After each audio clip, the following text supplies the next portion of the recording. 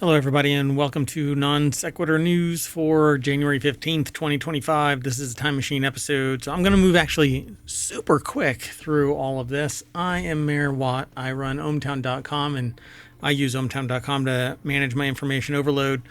These 10 articles are what I'm going to run down. DJI to remove drone limits, Filliam H. Muffman's Broadway adaptation, a bad rap, chronically delayed flights, red dye number 3 is banned, Fireproof Communities, I've heard of high prices, locking stuff up is bad, okay?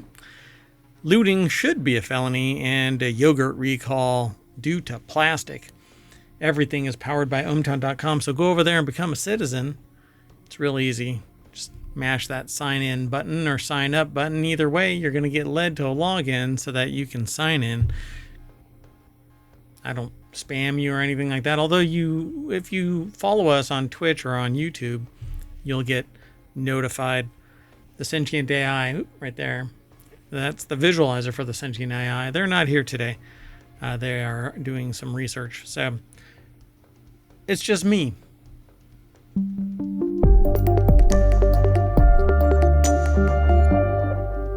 All right. So when I said that I was going to do this pretty fast, that's how it's going to work. So DJI says that they're no longer going to be stopping drones from flying over airports, wildfires, and the White House, according to this article that's posted over at The Verge. ohmTown aggregates news so that I don't have to go hunting down news, and consolidates it into one place. 50 different domains, but within those domains are a bunch of different articles. So there's 6 at the top that you'll see without logging in. There's a 7th one once you log in that lets you know there are other options in there, that lets you know how to submit an article or a source, or to hide articles or save articles. And you can save articles in a different way, but there's a bunch of stuff in here, including the podcast. There's 7 different podcasts, one of which is a daily, 6 are weeklies. You'll find those in the weekend editions of Non Sequitur News, but this is the daily. And this article here, it says for over a decade, you couldn't easily fly a DJI drone over restricted areas in the United States. So the software would automatically stop you at GPS, geofencing, basically.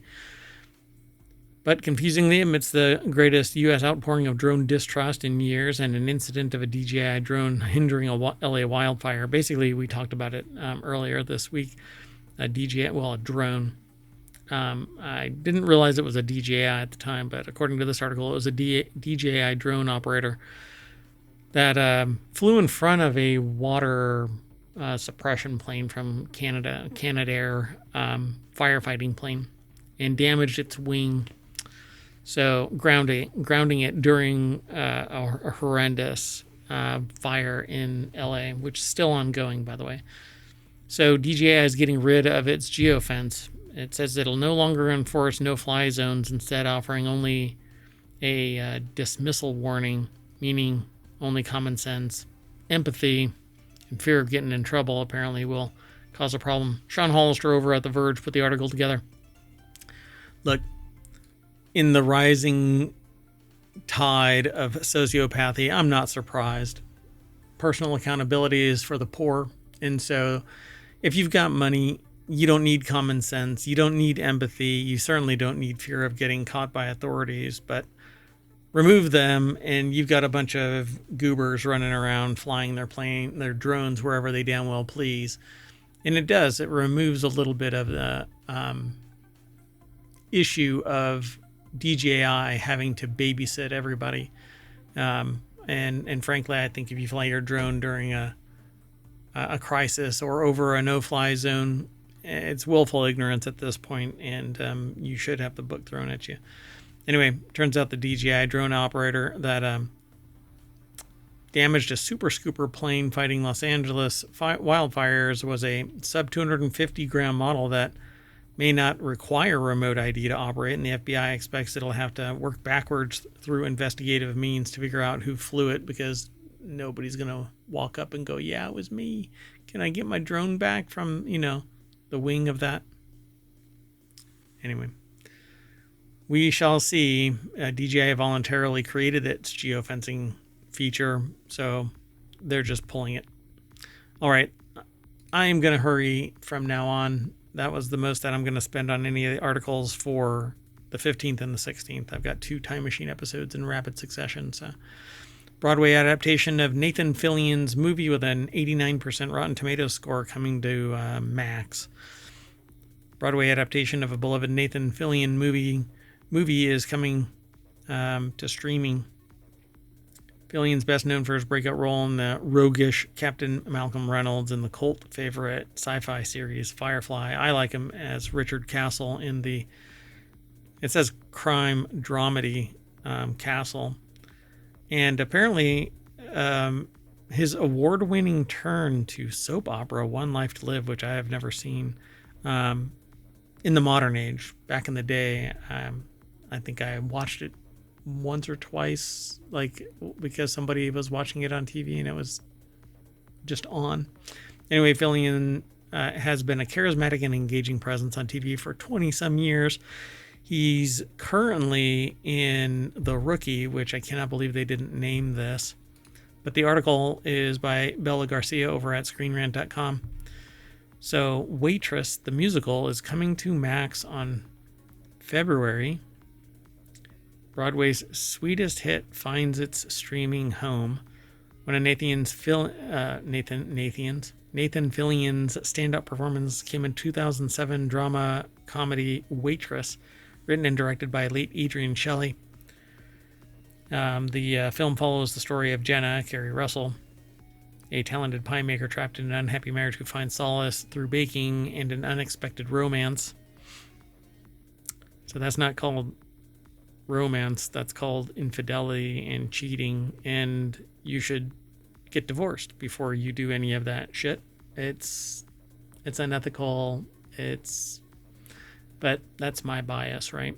So I'm not doing some whatever. Anyway, yeah, don't be a cheater.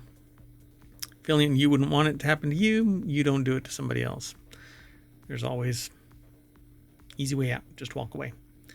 Fillion portrayed Dr. Jem Pomanter, Jenna's awkward yet affable love interest, with the impressive 89% score on Rotten Tomatoes. Waitress became a darling among critics and audience members alike, and was later adapted to a Broadway musical.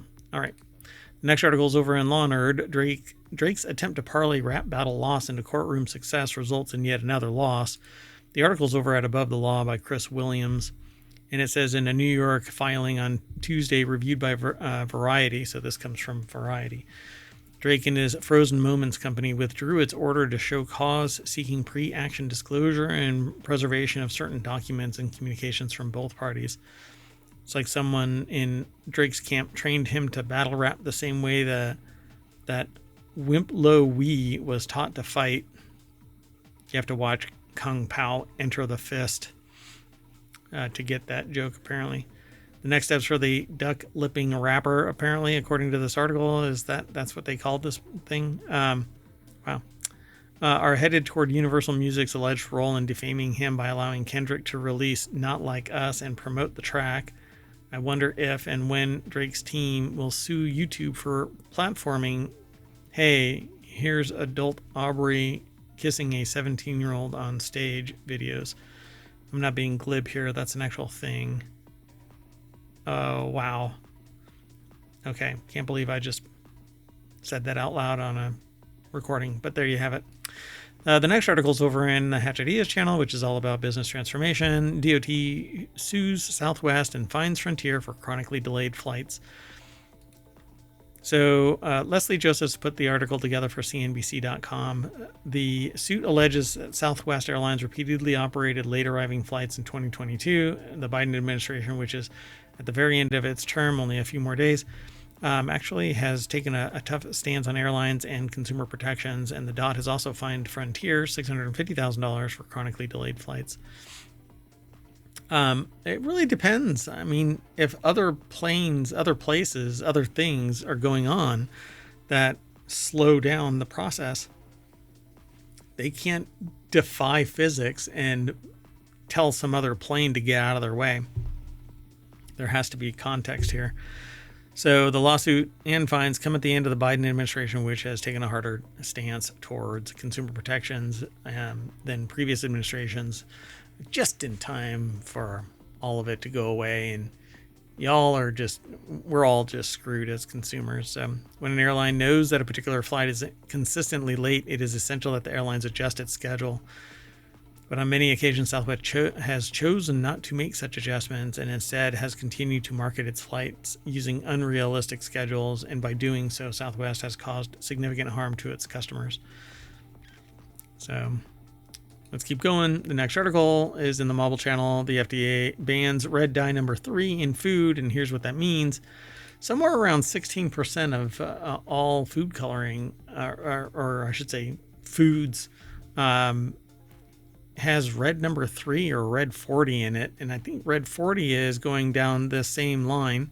The EU has banned 3 and 40 for quite some time. There used to be an orange as well. That was banned, orange 1, because it was carcinogenic, I think, or at least toxic. But yeah, pretty fascinating. But just like lead and gas, businesses rule the roost and have regulatory capture and control senators. And now even, I think, the House of Representatives. Under the new ban, food companies and drug makers have distinct timelines to abide by. Red number 3 has to be removed by 2027. Not sure the exact date, but in 2027, it has to be gone. Because they found that cancer spike in male mice, but under extremely heavy consumption. The synthetic dye commonly found in candy, milkshakes, cereal has also raised concerns about its potential impact on children's behavior because they say that it's tied to ADHD, ADD. January 15th, 2027, which is a typical thing at the end of like a political time frame, because the federal fiscal year is not January to January, right? It's not a calendar year. It's an economic year, a business year. Anyway, our fiscal year is what it's referred to as. Anyway, advocates have long pushed for the removal of red number 3, citing its potential health risks. The FDA banned the dye from cosmetics back in 1990 after research had found that it caused cancer in lab rats at high doses. And the FDA determined that humans process the dye differently than rats, allowing the additive to remain in food until now. But we don't know what the hell is going on. So it's the best available knowledge. Once we find out that there's something wrong, that's when it gets pulled. And it's usually a lot of pushing it like, hey, this has to be removed because some new information, and they just keep on dropping more information. Concerns over the effects of artificial dyes had led to widespread calls for action, and in response, countries like Australia, Japan, and several European Union members have already banned or severely restricted red number 3. And I think 40 again is on the way. But let's keep on moving. The next article is over in RealityHacker. Los Angeles needs to fireproof communities, not just houses. The article is over in Wired. And after the devastation of Los Angeles fires, officials are ready to rebuild, but defending against future fires requires thinking about more than buildings. The problem is that we do this. It's timber, it's wood, and that burns fast. It's fuel. It's nothing more than fuel. It's kindling. And so, I didn't log in. But we have a big problem here and everywhere, really. Well, particularly I'll just speak for the United States. We have a big problem in that the industry, the building industry, the retail house purchases are this stick framing, and a couple of things: strong winds, the roofs lift up, the walls fall over, boom. It breathes, and so you're constantly heating at a less level of efficiency than if it were 3D printed cement. And that would solve all of this. 3D printing your houses would allow for fire resistance, the likes of which you have no idea. unless you look at a brick building and go, okay, the brick building is not going to burn down. And brick buildings don't burn down. They may be gutted from the inside, but the brick stays.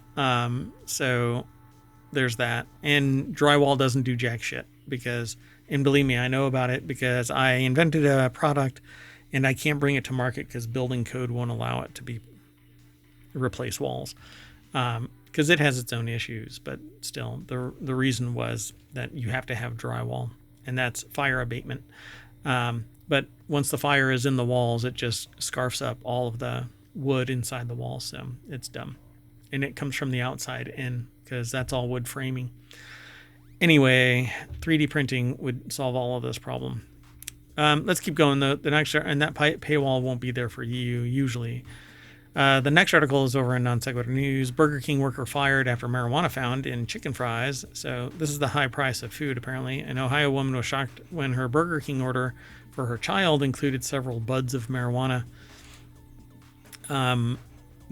The article is by Marnie Rose McFall over at Newsweek.com. And basically it says, in the video she says, okay, went to Burger King tonight. Listen, I need you guys to listen. And then goes on to say that they got chicken fries for their kid and the bag came. If you look down there, you'll see it. And so apparently, well, I don't see anything in there. Oh, wow. Yeah, there it is. So in the bag apparently were raw marijuana buds. So hey man, sometimes you get the munchies. Sometimes you sell both of the weapons, right? You sell the bud and you sell the nugs and the nugs. Anyway, never imagine that. They say that never imagine that something as routine as picking up fast food for her children could result in such a terrifying ordeal. She is gravely concerned about the apparent lack of quality control at this Burger King location and fears the devastating consequences that could have occurred if her daughter or her friend had consumed the contaminated food. I think it's a little overzealous, but yeah, this isn't quality control. This is because there's a goodwill nature here. You don't think that a food handler is going to be throwing marijuana in your meal. And while I don't really call it contaminated, we're talking about, one person's freedom fighter is another person's terrorist kind of a thing. So I'm glad that nobody ate it. I'm glad that it was brought to the attention of the parent. I'm glad that nobody was harmed in this. But that is a subjective but. I think that something needs to be done, particularly with not so-and-so quality control, but that person at the Burger King has a problem. And it's because they're doing drugs while they are working. And they're dropping marijuana in random containers. I'm astonished. But it wasn't really about quality control unless you're talking about the quality of the people making judgment calls. So yeah, they definitely need to do something. Management needs to take action. So it goes straight to a lawsuit, apparently. The attorney also told Newsweek, adding to her distress, Ms. Baker had to confront an unimaginable situation, explaining the concept of drugs to her innocent 11-year-old child. And I can guarantee you an 11-year-old has already heard about drugs in this day and age, unless they are locked behind a door. Yeah.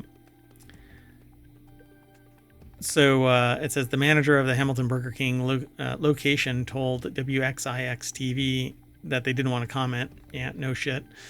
The Hamilton Police Department said that they did not receive a report from the customer. And according to the U.S. Department of Justice in Ohio, 38.4% of individuals aged 12 or older report using marijuana. Using. There's a big difference. Knowledge of, I would say, is much younger.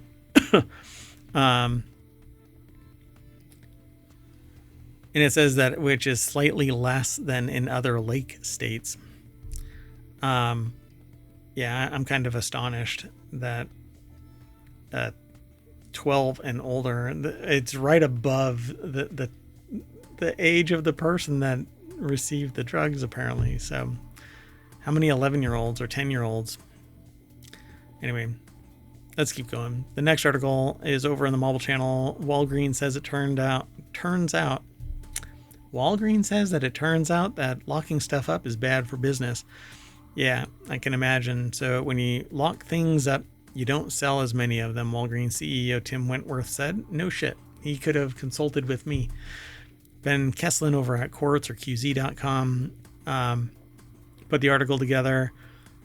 I don't want to have to wait for somebody to come and unlock a damn glass barrier from the stuff. It's so dystopian, but it's because we can't have nice things because some people will steal. But this isn't how you solve that problem. It says when you lock things up, for example, you don't sell as many of them. We've kind of proven that pretty conclusively, he said.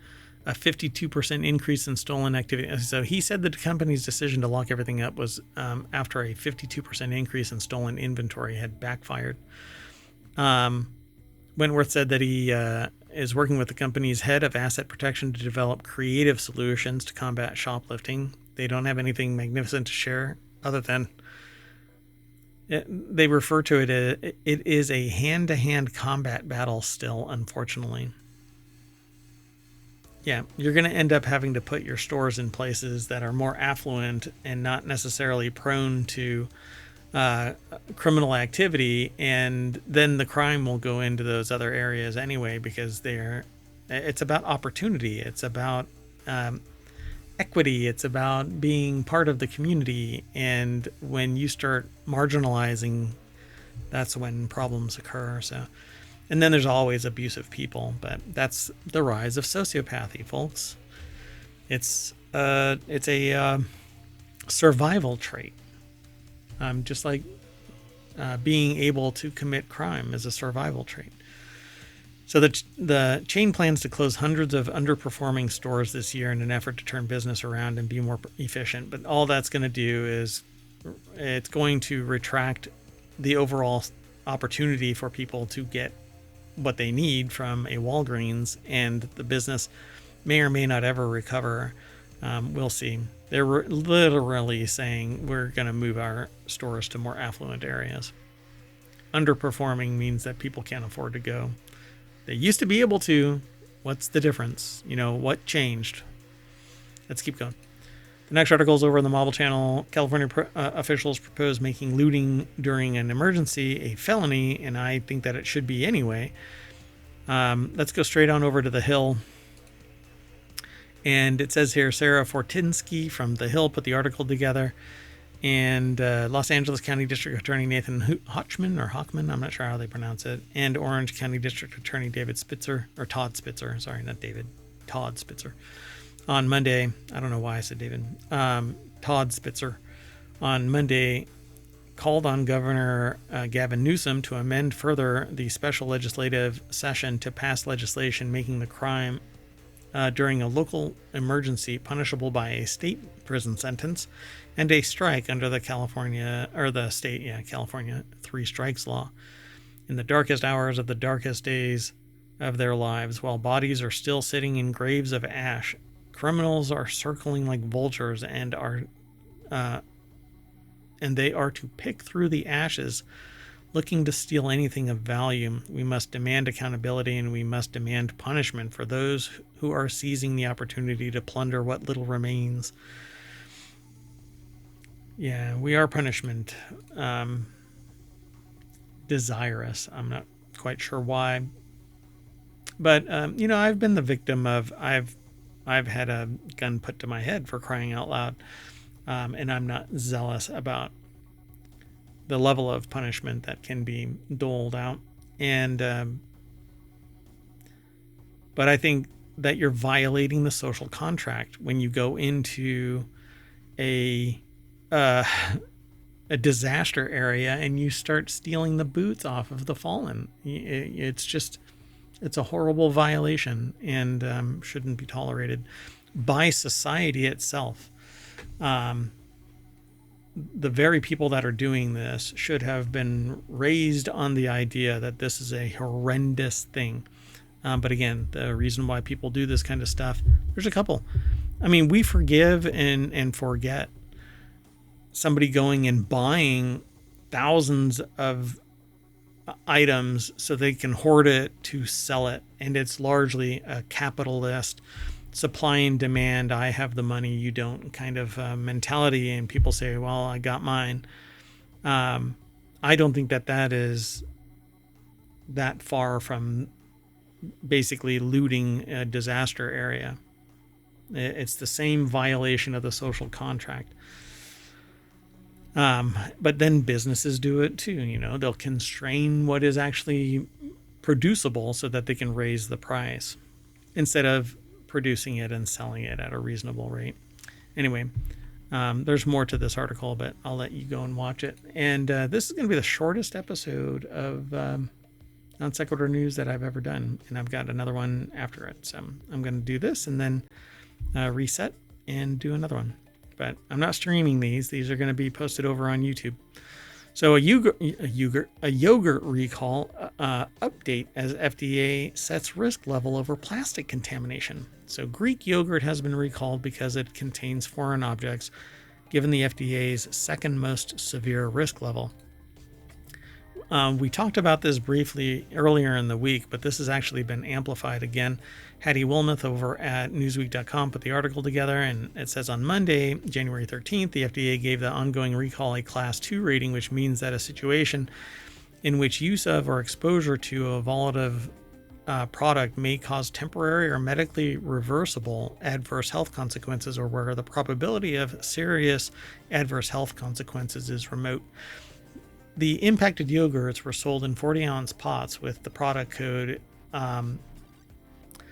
There's a long product code, and for the plain yogurt with another product code for vanilla. They had best by dates of December 4th, 11th, 18th, 25th, and January 1, 8, and 15. Nearly 16,000 cases of each flavor yogurt were recalled, having been distributed to Maryland, Connecticut, and Kentucky. Wellesley Farms is based in Seattle, Washington, but the recalling firm listed by FDA documentation is HP Hood, based in Vernon, New York. So these Wesley Farms non-fat Greek yogurt in plain and vanilla flavors was voluntarily recalled on December 11th, 2024, because it may contain plastic. So small pieces of plastic could also be a choking hazard, damage the digestive tract when swallowed, or damage teeth when chewed. But this may not be micro or nano. These may be heavier. There is some discussion about plastics can release chemicals called endocrine disruptors, and they can interfere with hormones and increase the risk of metabolic disorders, fertility problems, and cancers.